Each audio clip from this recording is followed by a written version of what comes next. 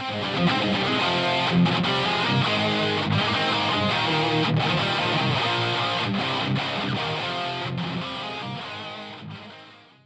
everybody and welcome back to our channel. My name is Daffy. I'm Jared. And we are Irish Worlds.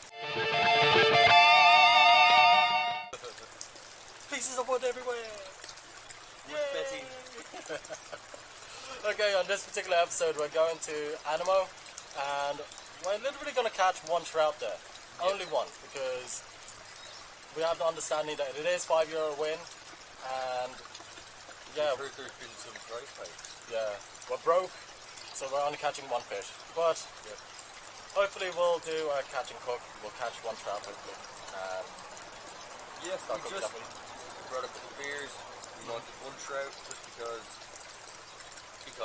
we wanted it. And as we're heating up the slate, we shot this in the future. We're talking to you from the future. You're at the beginning of the video and we're like way ahead. Yeah, so we recorded this ahead of time. And yeah, so the idea is to go to Annamoe, catch that one trout, and then see what happens from then on. But we will do that catch and cook for you guys. Okay, so hope you enjoyed this episode, and we'll see you guys in a bit.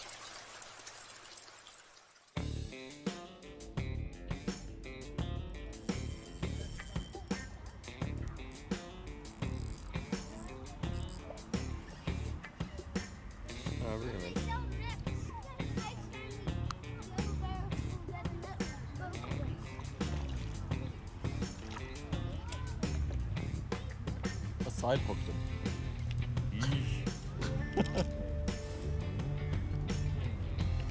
Here, throw him down. Throw him down, you're gonna get the hook in your hand. Oh yeah, that's fun. Stay. Yeah, side hooked him. How does that happen? I don't know. He probably side swiped the thing.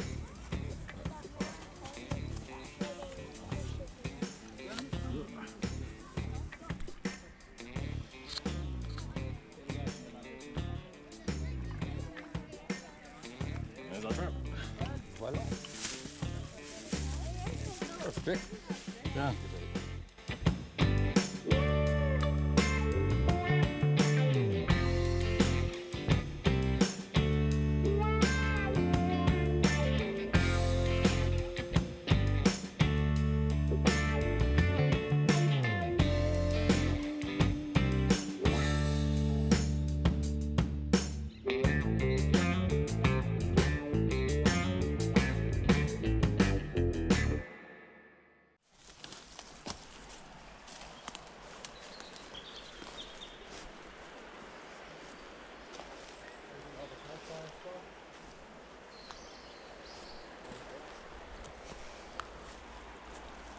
This looks good.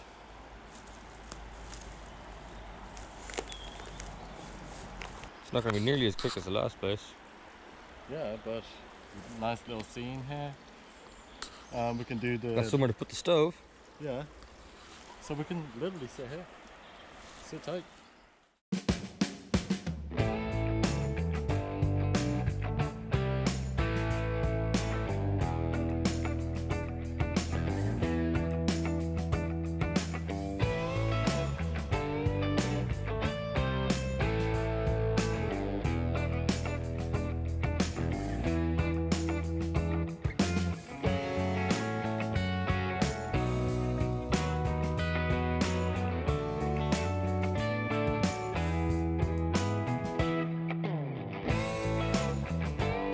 So just an update, we went to Annamoe and we caught a trout because we want to do a little bit of a talk on that.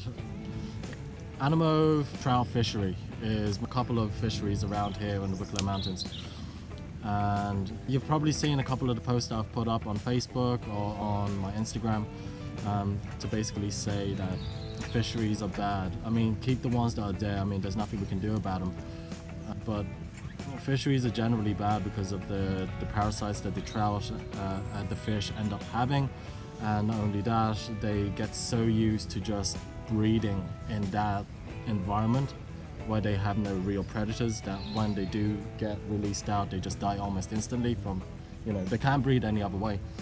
So we decided that we went down to Annamoe to just catch ourselves one trout just for our lunch today, and even then I don't think it's regulatory size. Yeah, it's very small. Yeah, If we caught that in the wild, we'd be throwing it back. yeah, definitely. One of the things was I stopped recording at this stage, but one of the kids that works there, and they're all kids that work there, came over straight away as soon as we got the fish off the hook. He came over, baton in hand, bag ready. Yeah. Going, here, kill the fish, it's yours. The other thing that we want to point out, if you do go to Annamoe Fishery, is for every catch you have to take it, regardless of size, regardless of how you've hooked it. It doesn't matter, you're taking it. And it used to be €1.30 something for a fish, and apparently recently it went up to €3.50, and we went there today and it was €4 fish, not And including. that's in less than a year. Yeah, that's less than a year. And it's €5 to even start fishing in there, whether you're borrowing their rods or you have your own. It's still €5. That's a blanket price that you'll be getting. Fair enough. Yeah, which €5 is, you don't really mind. yeah, but then it's €4 for the fish, which is a bit steep now, especially for the size that you're getting. Yeah. And don't get me wrong, I'm pretty sure that they have like family discounts where you can come in with a whole entire group of you, and they'll do a discount that way for the fish or for per head, but don't quote me on that. But I will put the descriptions of this below. Yeah, that's the one thing I would recommend it for, is just go there with your kid. It's It's a great way for them full to. of kids. It's mainly for kids, really. It's just a tiny little stretch with an immense amount of fish. Yeah. You'll probably see a little bit of the footage of that anyway, of me catching that fish. Yeah, it's a bit depressing, to be Yeah, it honest. was really depressing. Not only that, it was like side hooked. I wasn't really proud of that, to be honest. It was hooked in know at a how it weird happened. place. It probably would have survived. I tried to let it go, but it wouldn't let go. So that's the end of that story. But again, if you do want to go there to get your kids involved in fishing, by all means go ahead. But if you're an avid fisherman or you're an expert fisherman, don't go there, because it's just cruel. Yeah. I literally just, my first cast, got a fish. Yep. I don't know what makes them so aggressive either. Yeah, I think Because they're not being biting fed. constantly. Yeah, it's either they're not being fed, or I don't know. We have no idea how they treat their fish in that particular fishery. Yeah, there was one. There was a guy with his family next to us, and he had caught 4 fish, and he was just about to hook his 5th. And I looked at the 3rd fish in the row, and it was basically missing a tail. Yeah. Fin rot or whatever kind of infection or deformity or something, but Yeah. that was weird. I haven't seen that before. Yeah, well, again, this is why fisheries are bad, because they end up getting weird deformalities, they end up getting all sorts of diseases, and the most common one at the moment is where your trout or your salmon or whatever fishery it may be, they end up becoming zombie fish, where they get these little parasites that actually eat away at the fish while it's still alive. That's terrifying. Yeah, which is kind of horrible. So again, great place for your kids. If you want to get them into fishing, by all means, take them there. Yeah. But for ourselves, it was literally just to catch that one trout, just so we can do a catch and cook for you guys. Le trout. Yeah, this is a rainbow trout. That ball. Rainbow trout. Okay, the rainbow trout. It's not a brown trout. I got that wrong last time when we were in film. This is definitely a rainbow trout. You can see the weird coloring on him. Yeah. See how weird that coloring is underneath his tummy and stuff? It's really weird. But on the other side, it's exactly the same. It's all blotchy. Yeah. So, I'm going to this up. I'm going to show you how to clean it. The good thing about trout, you don't really need to descale it as much, because they've got really small, tiny little scales. I mean, you can scale them if you want to, but it's a little bit too much effort for what it is. Right, so there's a couple of ways to do this. I'm going to do it the way that I would do it. So First off, underneath the gills. And there's this little bit there, just cut that. If you're squeamish, turn away now. Okay, just cut that little bit off. Underneath that. Cut that whole entire bit off. There we go. It's nice and done.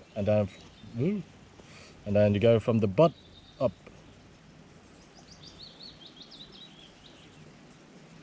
It does help if you have a good knife.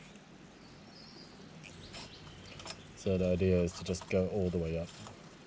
Try and avoid the stomach. And I'll actually undo the stomach as well, just for you guys, just so you can actually see that these trouts, they're not eating. They're just not eating. It's really weird. But again, that's the problem with fisheries. Right, now that you've done that, you should be able to put your hand in to where its stomach was. I should be able to just pull the whole entire thing out. There we go. So you can see that the heart is there, the lungs, everything else. Oh, sorry, not the lungs, the gills and whatnot. The heart has actually stopped beating. But generally, if you catch these fresh, the heart would actually still be beating. So this trout has been dead for a while. Well, maybe an hour. An hour? An hour or so. See, there we go. And it should just come out in one piece. Guts and everything.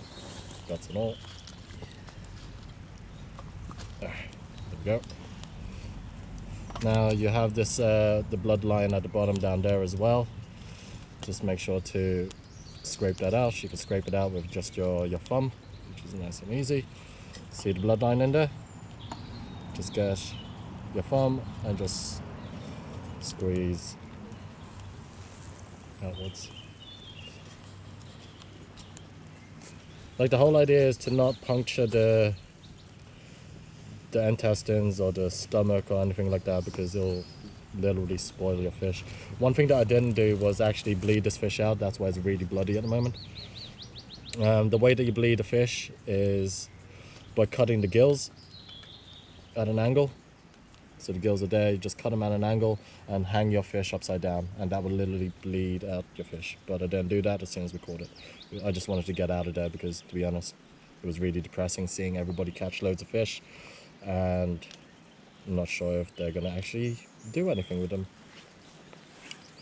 Okay, so that's pretty much it. That's the fish all cleaned out and gutted. You can descale it if you want to. No real need to do it, but that's pretty much it. I'm going to do some fillets with this, and I'll see you guys in a bit as soon as I've washed this up. Well, Jared told me to scale it, so I'm going to scale it. Because I'm fancy like that. While he's doing that, you're coming at me. And over here. So at the moment, all I'm doing is scaling. Yep, he'll be at that for a couple of minutes. This is what we got over here. Is that the left rod? No, le beer. Oh, le beer. You want a le beer? Yeah, go on. It won't be a while till. No, we won't be driving home till tonight. And we've got food. We have food. And it's only a beer. Well, 2 beers, but. And the other beer is literally a light beer, so there's none of this, oh, but you're drinking and driving. No, I'm not. We're going to be here for a while. Well, so it's every drink you have, you're supposed to give yourself 2 hours? An hour. An hour? An hour. Okay. Well, yeah, we'll be here way longer than that. Yeah, Budweiser for now, I think. Yeah. I was thinking when you're done scaling that, I don't mind donating half a can to douse him in beer. Yeah, we could use the light beer for that.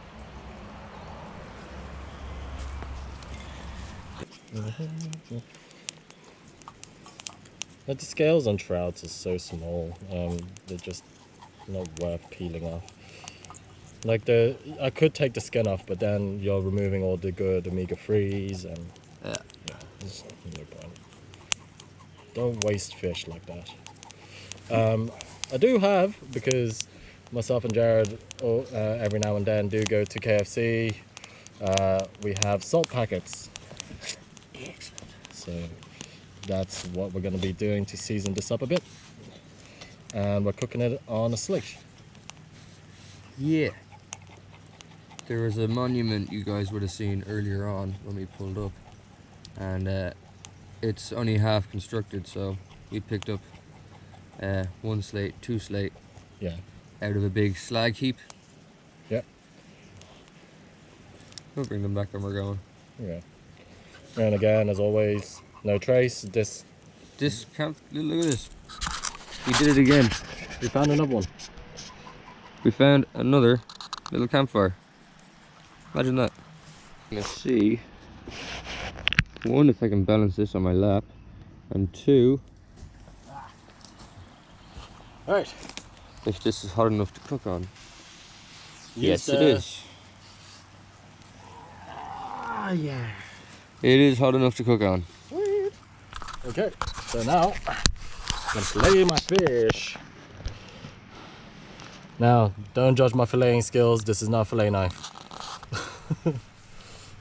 Here, actually, use this. It's much sharper. Did I bring it? I did. Open now. Open L. Yeah. Little razor buddy. At a slight angle. Going down. Just behind the fins there. Yeah, there's no real point in filleting this fish at all. Yeah, there's no point.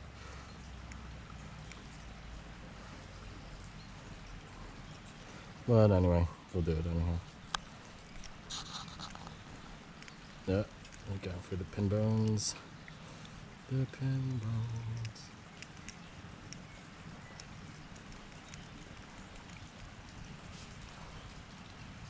Obviously I'm working at an angle and I'm working off of a stone, so if you guys are going, oh, but you're filleting this all weird and whatnot, you know what? Catch your trout and cook it your way.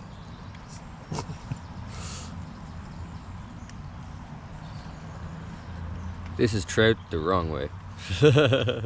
Doing trout this way, doing it our way. Okay, so that's the first fillet. It's actually not too bad. That's pretty good. That's pretty good. So there's still pin bones in there. That's all along the side here. Yeah. All you need to do is like pick those out, but I'll do that in a bit. So put it on top. Don't put it on the guts. Okay, just stay there. So you can see that I pulled out all the guts here. The heart actually fell off. But that's the kidneys, that's the liver, that's the thing, and this is the stomach right here. I'm gonna cut it open, see what's inside it. But you can see that there's actually nothing inside that at all. Like I'm squeezing it and nada. Absolutely nada. Like there's absolutely nothing in that stomach at all.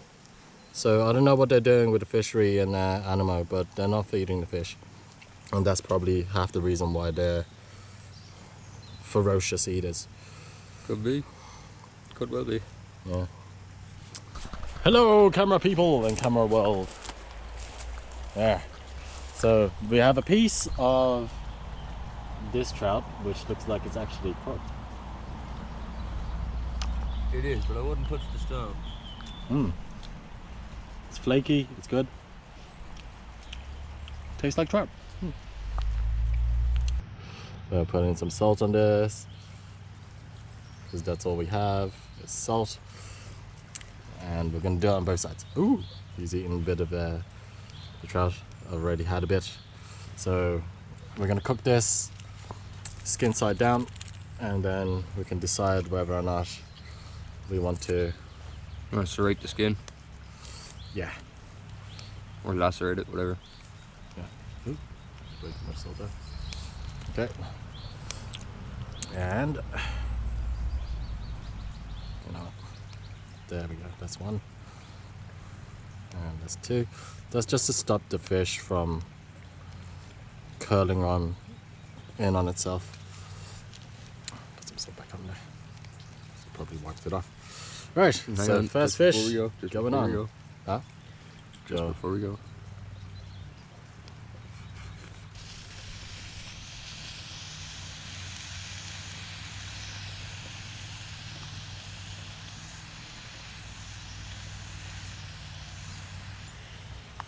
There we go. First there one you go. is on.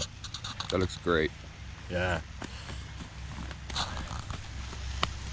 Season it as it goes along. But get a little close up of that sizzle. yeah.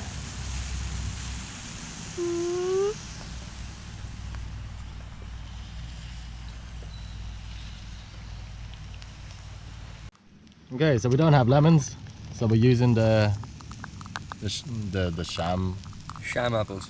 Shamples. Jared is eating away on his one. So good. There's more salt here if you need more. Nope. Perfect. Yeah. Absolutely perfect. So that's what we're doing at the moment. Eating trout, being outdoorsy. That's one thing that I actually wanted to mention as well. Myself and Jared, we've known each other for about over 10 years now. And we never used to do these sort of things. Like, we went down a dark path that's in our past, and we just generally stayed in, didn't really do anything. But we decided to get out. It was to get drunk. Yeah, and generally when we did go out, it was literally to get absolutely pissed drunk. Yeah, so sometimes the best way to go around things, if you find yourself in that situation, is you have to reassess the people that you're around and the people that you're friends with, because sometimes they're not cheering for you, they're not for you, they're not building you up. And there's a lot of people that I know that I've reconnected with that have said, oh, the people that they used to hang around with weren't good people. They always used to knock them, or they thought the ideas were stupid, or it would be a case that all they wanted to do was sit inside and play video games. I mean, by all means, there's nothing wrong with sitting indoors playing video games. I sit indoors and play video games all the time. Yeah, but I'm not saying that's a bad thing, but I'm also saying that it's unhealthy for you to not go outside. Go outside, experience it all. I mean, this was only new to us. We decided to start our YouTube channel a couple of months ago, and prior to that, myself and Jared reconnected there after 4 years of not speaking to one another because of miscommunication or whatever it may be.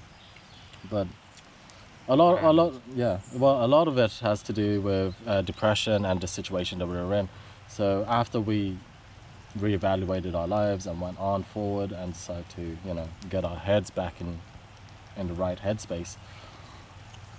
Takes some time to do. Yeah. We reconnected and started to do this.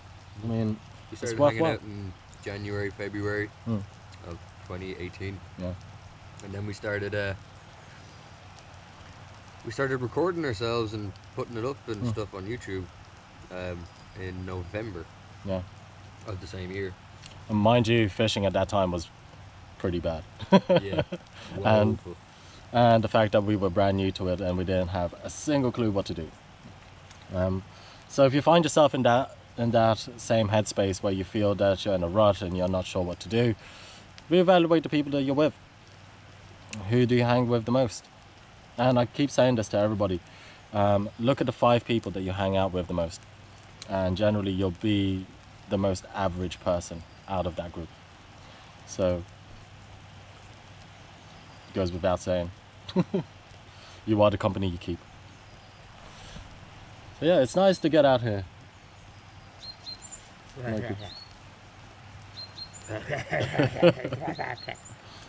What was that? Got a bone. Let's see, this is for maybe fishes that are there, but we're not really sure if they're there. But I haven't seen many. Yeah. Either way, missed some bonages. I just thought that I'd do that little talk because I know that quite a lot of you are thinking to either start a YouTube page or thinking to go out and do things, but you don't know how to, just do it. Go out there, experience it yourself. But don't put yourself in stupid situations. If you've never gone on a hike, don't climb the highest mountain in Ireland in a snowstorm. Yeah. Take it in small steps and just get out there, get active. Try new things, don't be afraid to fail. Anyway. Got deep. Yeah. Deep. Deep. Anyway, see you guys in a bit.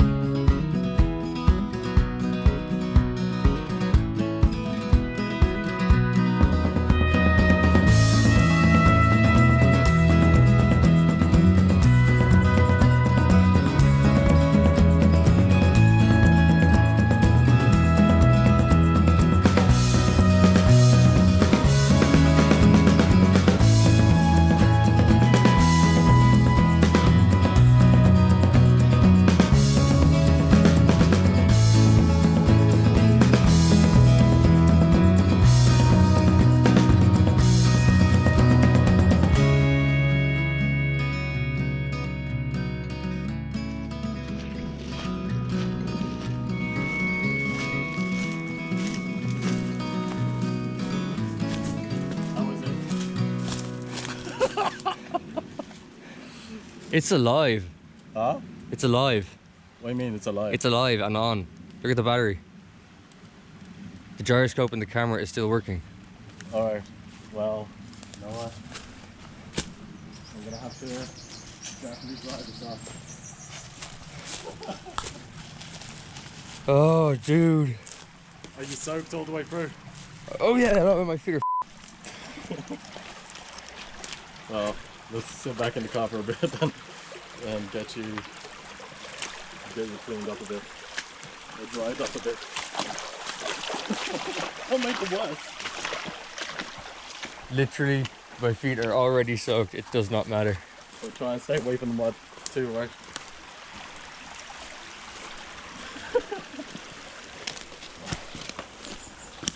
Can't believe that happened, man.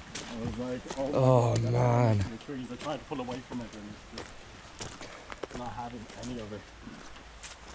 I was going so well up until then. Yeah. Well, the battery's still okay, which is good. Like it fell in that way. Why is it whenever I wear these shoes, I end up getting fucking...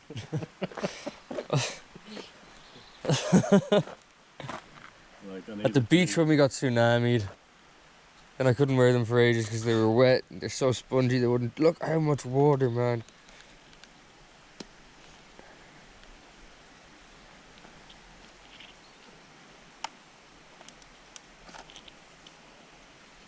Surprisingly, the internal is not as wet as I thought it'd be. But the battery is absolutely 100% wet. Okay, maybe not put the battery back in. Yeah. I say leave it, let it dry.